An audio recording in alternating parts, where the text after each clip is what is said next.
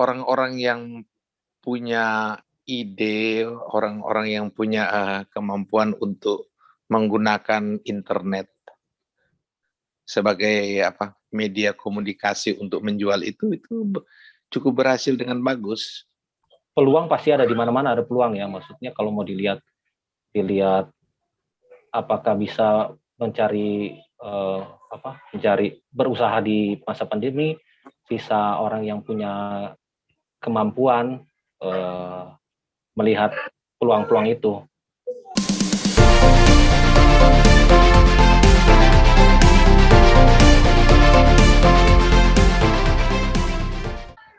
Kalau begitu, Sir, menurut Sir kira-kira apa aja, Sir, yang do's and don'ts yang harus dimiliki seseorang waktu dia mau buka usahanya ini, apalagi UMKM? Yang pertama mungkin begini, marketnya ada. Oke. Dan kebutuhan market itu harus jelas. Kedua, kemampuan untuk memenuhi market. Kebutuhan market itu apa Anda miliki. Ketiga, itu dasar material atau servis yang akan diolah itu harus konsisten, nggak boleh hari ini ada, besok nggak ada. Itu harus konsisten. Betul. Ketiga itu usaha itu harus ada kemauan dan tekad yang kuat, karena pasar itu bisa naik turun, tetapi sesuai dengan waktu. Kalau market itu ada dan kebutuhan market itu bisa dipenuhi, akan dibentuk itu customer loyalty, maka itu akan hidup. Okay. Jadi yang paling penting itu saya rasa pertama mengetahui market dan kebutuhannya. Ketiga, memenuhi kebutuhan market itu dan menciptakan customer loyalty. Kalau itu udah ada, aman. Tinggal jaga.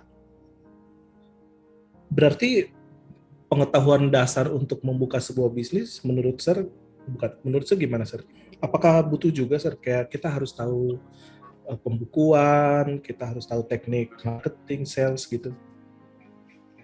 Saya rasa kalau itu dipunyai lebih bagus, tetapi kalau Anda pelajari apa yang kita pelajari di buku, seringkali beberapa orang-orang yang menjual, saya mengajar master di Manado, dan kami mengamati beberapa UKM kecil yang menjual coto di depan situ, yang menjual mie itu cuma pakai gerobak dorong yang nanti jam 5 dia, jam 9 dia sudah pulang. Itu ada beberapa UKM kecil yang di depan kita itu.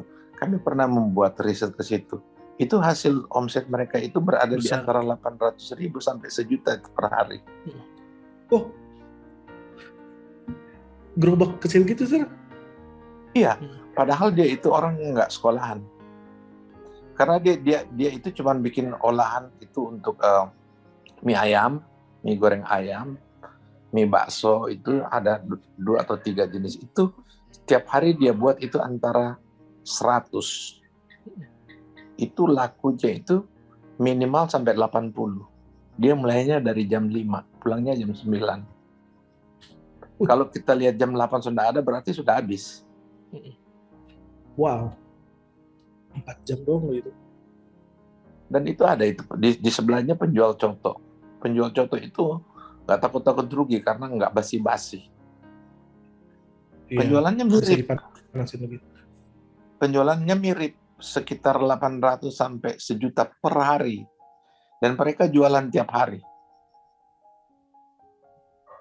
Dan menurut saya, mending mereka dari orang kerja kantoran, karena omset jualannya mereka itu kan bisa 30 juta, taruhlah 24 juta per bulan. Kalau dia untung setengah, dia ada 12 juta. Taruhlah dia dapat 6 jutaan bersih. Masih lebih besar dari pegawai yang kerjanya cuman kena UMR itu.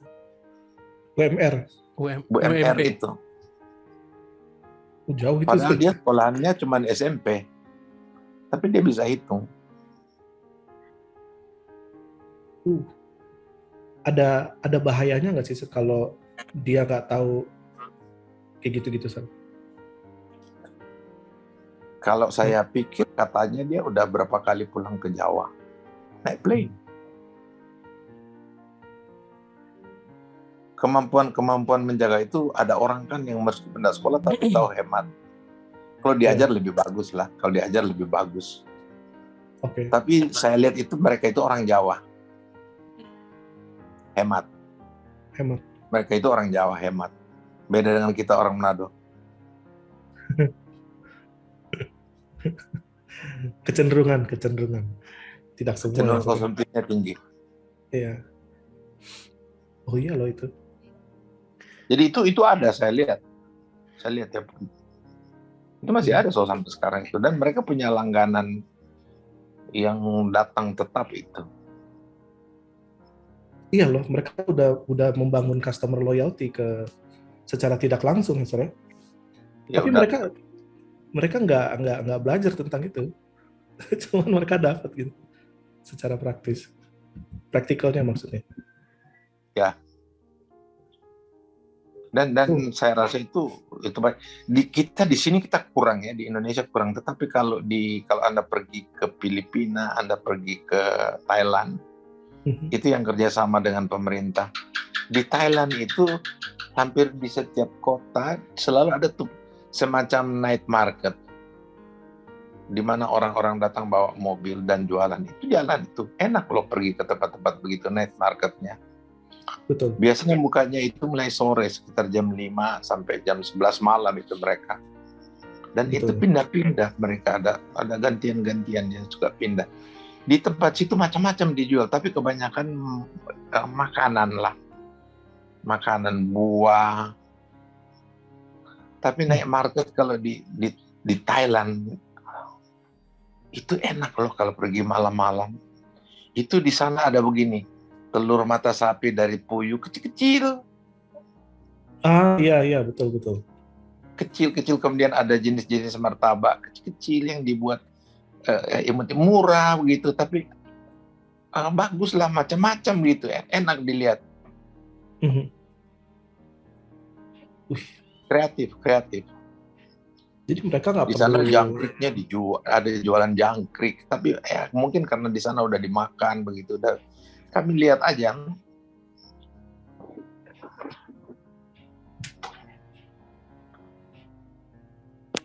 Dan itu ada. Itu ada ya, Sir. Saya rasa di Indonesia kalau pemerintah buka juga begitu bisa jadi. Sekarang ini kan masing-masing mengkoordinir sendiri. Ada beberapa tempat yang sudah jadi dengan tidak diatur, dibongkar pemerintah, tetapi tidak disediakan tempat. Kayak di Manado yang di Plentikala dulu itu ramai, udah dibongkar. Kemudian dibuat yang di belakang Gedung Juang juga dibongkar. Kalau di Thailand itu disiapkan tempatnya dan diatur jadi bagus. Dan itu ramai, orang suka pergi di situ. Di hampir setiap kota kecil di ujung kota ada seperti itu. Di Thailand itu saya lihat. Oke. Kalau di Filipina di tiap kota ada namanya plaza. Mereka itu kalau di alun-alun itu namanya plaza. Plaza itu tempat orang pergi malam-malam untuk makan-makan. Street food begitu. Jadi itu bagus itu. Iya. Oke, Sir. Thank you, Sir. Nah, ini saya mau ke Dani nih. Pertanyaan selanjutnya mau ke Dani. Setelah dengar tadi obrolan dengan Sir Nangoy, saya juga ingat pernah baca bahwa selama pandemi di tahun yang lalu itu, tahun 2020, pemerintah itu sudah menggelontorkan triliunan rupiah untuk bantu orang-orang yang usahanya UMKM. Pengusaha-pengusaha UMKM itu dibantu 2,4 juta kalau nggak salah setiap bulan.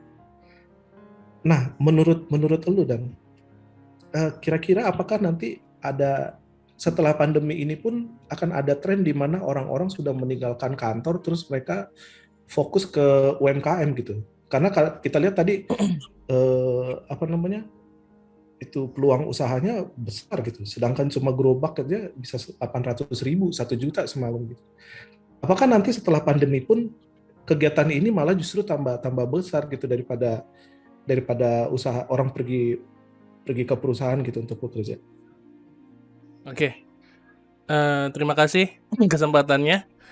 Jadi kalau misalkan UMKM itu di saat pandemi ini memang dibantu oleh pemerintah sampai ada BLT ya, bantuan langsung tunai yang dicairkan hampir setiap bulan itu. Bahkan bukan cuma UMKM aja yang dapat kan, tapi orang-orang yang bergaji 5 juta ke bawah itu kan melalui BPJS Ketenagakerjaan juga mendapatkan bantuan langsung tunai. Nah, itu kan salah satu pos pengeluaran APBN pemerintah yang memang untuk membantu menggulingkan roda perekonomian kan. Nah, itu nanti kalau misalkan ada di makroekonomi itu biasanya dibahas tentang itu. Nah, trennya adalah sebenarnya sebelum pandemi juga pemerintah itu sudah membantu UMKM. Tepatnya itu tahun 2018 ya, bulan Juli 2018. Di saat pemerintah dia mengurangi pajak UMKM dari 1% menjadi 0,5%. Nah, ini adalah yang dibuat pemerintah, tujuannya adalah untuk membuat rakyat Indonesia itu lebih banyak yang menjadi wirausaha. Nah, misi dan visi dari pemerintah sendiri dari awal pemerintahan periode pertama memang itu sudah jelas bahwa generasi sekarang ini yang sedang menjenjangkan kaki di perguruan tinggi ataupun di SMA atau SMK itu diarahkan untuk menjadi seorang wirausaha daripada menjadi seorang karyawan. Itu jelas. Memang seperti contohnya kayak penggalakan sekolah menengah itu diarahkan untuk mengambil SMK sekarang. Tujuannya adalah mereka untuk mendapatkan skill. Jadi kalau misalkan dia tamat SMK, dia nggak mempunyai uang untuk lanjut kuliah, dia bisa membuka usaha dengan skill yang dia dapatkan dari sekolah menengah yang dia tempuh. Contohnya kayak STM, Sekolah Teknik Mesin. Dia nggak bisa sekolah lanjut jadi engineer, dia bisa buka bengkel.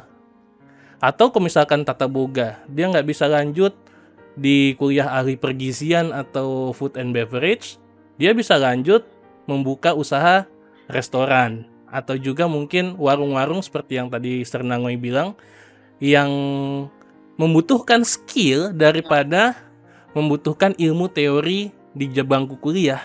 Ya kayak contohnya itu yang mas-mas jualan soto atau mas-mas jualan mie. Itu betul.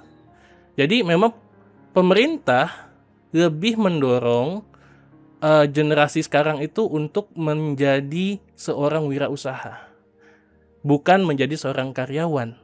Dan memang dari tahun 2018 sekali lagi, bukan hanya di dalam pandemi ini, pemerintah itu sudah mendorong masyarakat untuk menjadi wirausaha. Dari semenjak pemerintah mengurangi pajak yang dikenakan kepada UMKM yang tadinya 1% menjadi hanya 0,5% saja dari omsetnya. Jadi lumayan itu. Lumayan. Kalau misalkan kita punya omsetnya kayak Sernangoy bilang 24 juta, 1 bulan 30 juta, tentu pajak 0,5% itu sangat rendah. Rendah sekali. Iya. Sangat rendah. Jadi makanya pertama, pemerintah mendukung semua orang yang ingin menjadi wirausaha.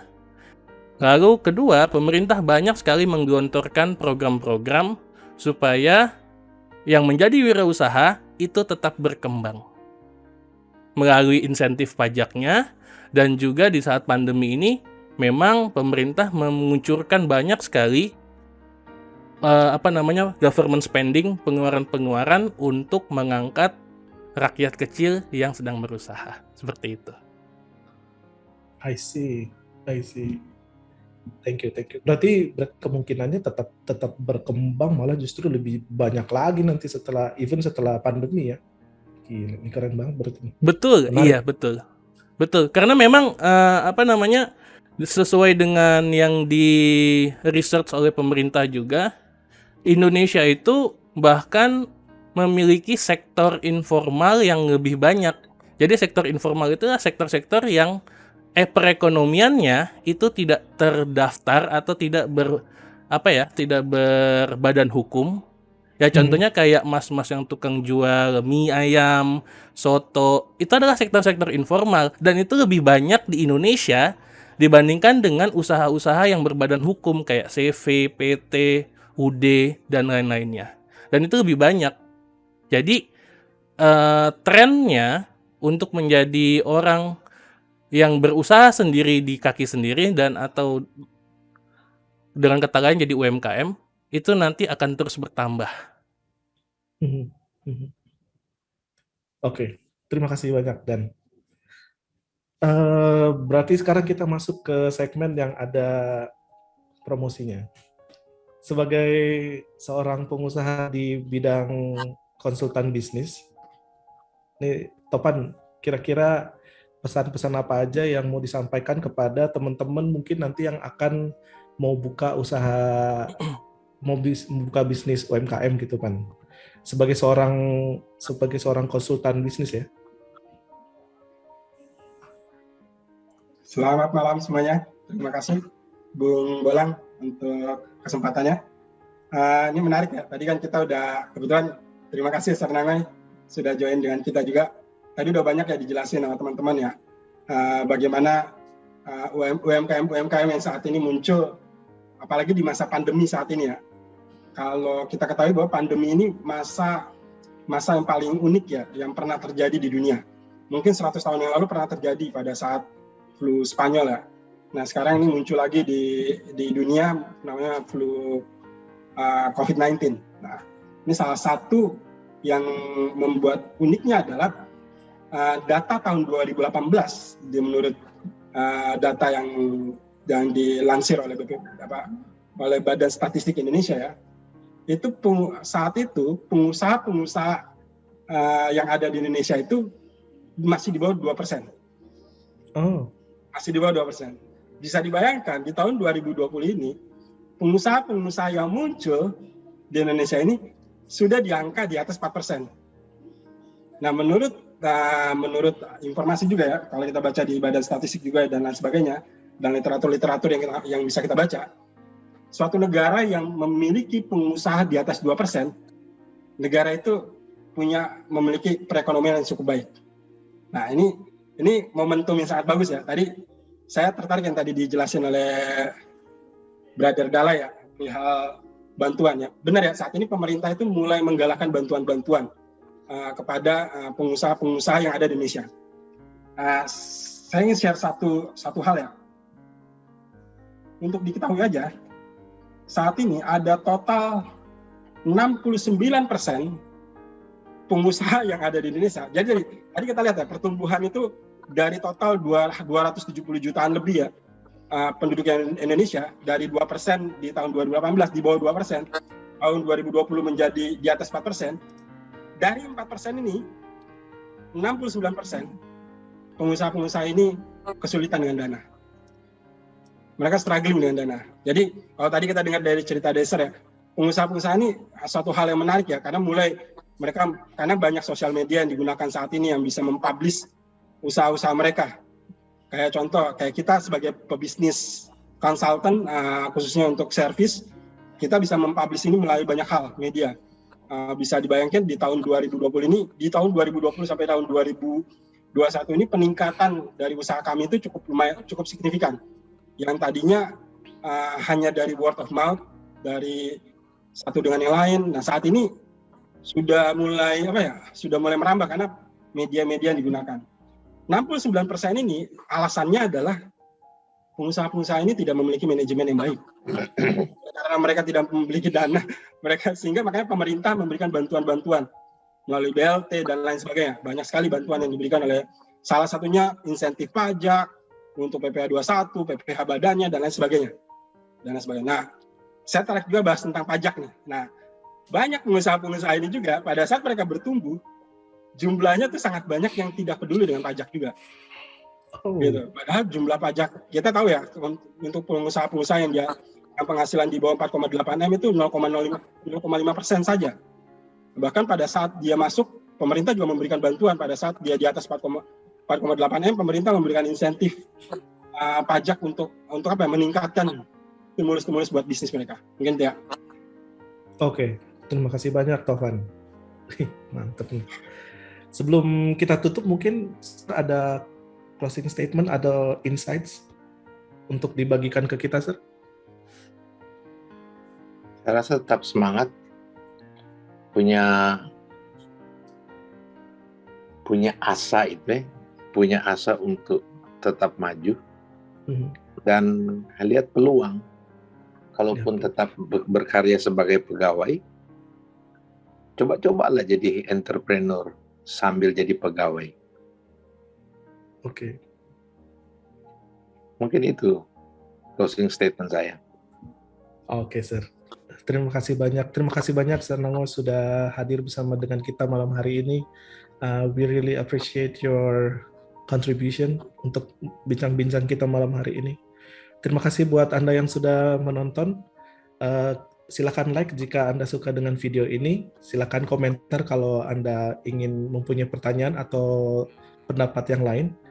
Dan silakan bagikan kepada orang-orang apabila menurut Anda video ini berguna bagi teman-teman yang ingin berusaha atau sedang berusaha dalam bisnis UMKM. Terima kasih banyak. Kita ketemu lagi di Bincang Bisnis berikutnya.